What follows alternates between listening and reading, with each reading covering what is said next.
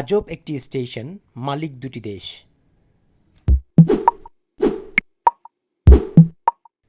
এই স্টেশনটি জার্মানি এবং চেক রিপাবলিক এর বর্ডার লাইনে অবস্থিত, অর্থাৎ এই স্টেশনটিতে মালিকানা রয়েছে দুটি দেশের।